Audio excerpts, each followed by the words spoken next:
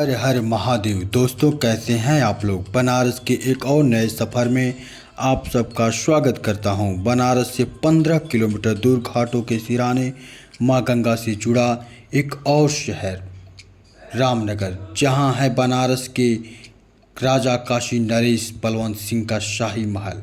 1750 में चुनार पत्थरों से तामीर हुई इस मुगलिया बनावट के रामनगर फोर्ट की हल्की बूढ़ी होती बादामी दीवारों से राजस्वी ईश्वर की कहानियाँ आज भी झलकती हैं।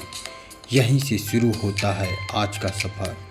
तो दोस्तों, आज हम महाराजा बलवंत सिंह के सिंहासन नगरी रामनगर जा रहे हैं, जहां पहले रामनगर के किले से जुड़े रहस्यों के बारे में जानेंगे। रामनगर किला वाराणसी के पास रामनगर शहर में स्थित है, जहां आप ऑटो रिक्शा या टैक्सी से आसानी से जा सकते हैं। रामनगर किले की स्थापना 1750 ईस्वी में नरेश बलवंत सिंह के द्वारा की गई। किला चुनारगढ़ के लाल बलुआ पत्थरों से बना हुआ है। यह रामनगर किले का मुख्य द्वार विशाल और भव्य है। रामनगर किले के बाहर ही दो प्राचीन तोपें प्रदर्शित की गई हैं। यह किला इस्लामी, हिंदू, विक्टोरियन शैलियों में बनाया गया है। रामनगर किले की भव्यता उसके मुख्य द्वार के किले से लगाई जा सकती है। लाल रंग से लगे इस दरवाजे के ऊपर पीतल की नोक बाटों का प्रयोग किया गया है।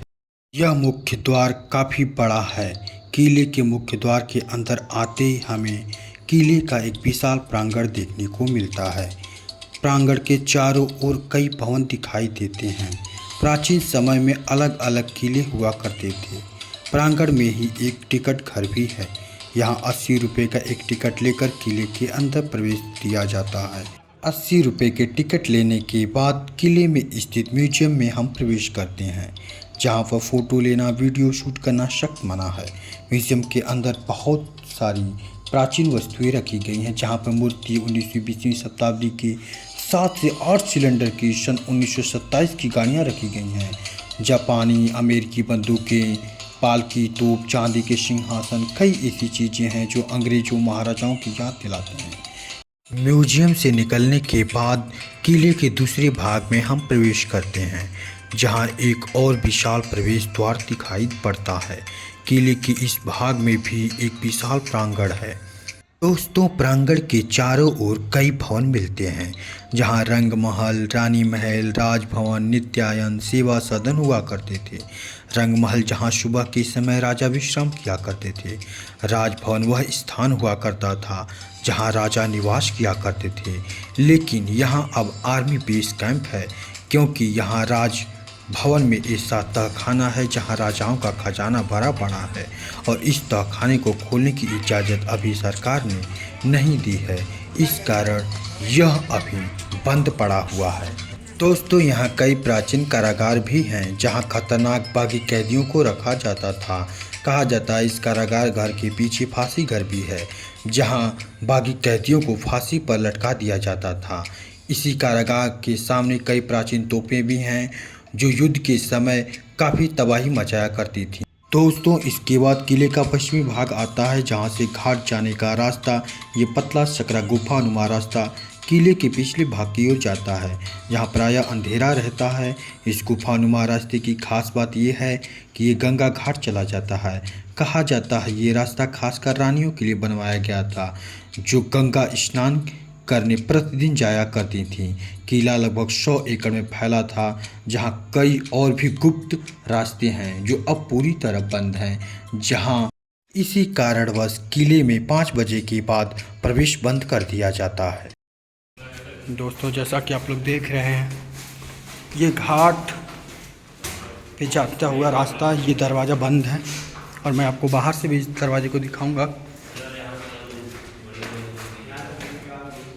दोस्तों, अब हम किले के पिछले भाग की ओर आ चुके हैं, जहां हमें एक विशाल कलात्मक भवन दिखाई पड़ता है। यह भवन एक शिव मंदिर है।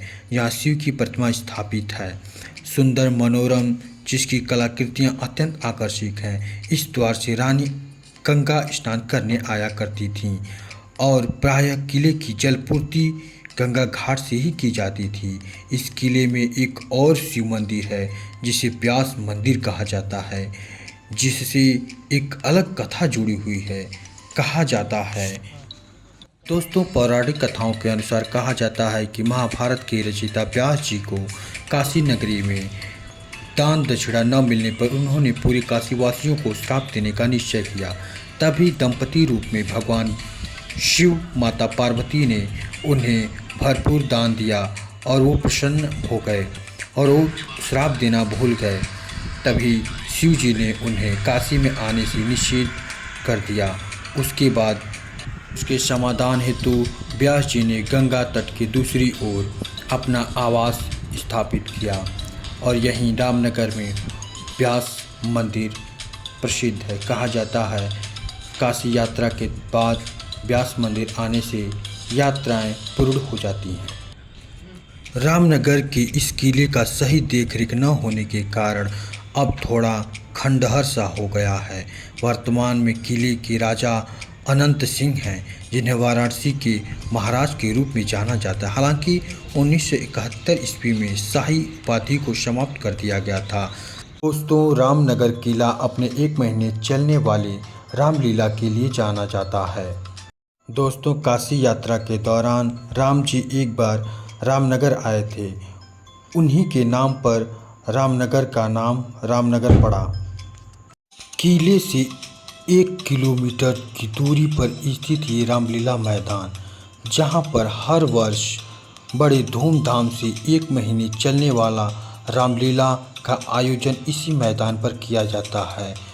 जो ये रंगमंच पूरी तरह से सजा दिया जाता है और ये रामलीला मैदान की अशोक वाटिका। तो दोस्तों, चलते हैं रामनगर दुर्गा मंदिर। रहस्यों से भरे इस मंदिर के बारे में जानेंगे आखिर ये मंदिर किसने बनवाया और क्या खासियत है इस मंदिर की। तो दोस्तों, बने रहिए, अगले ब्लॉग में फिर मिलते हैं।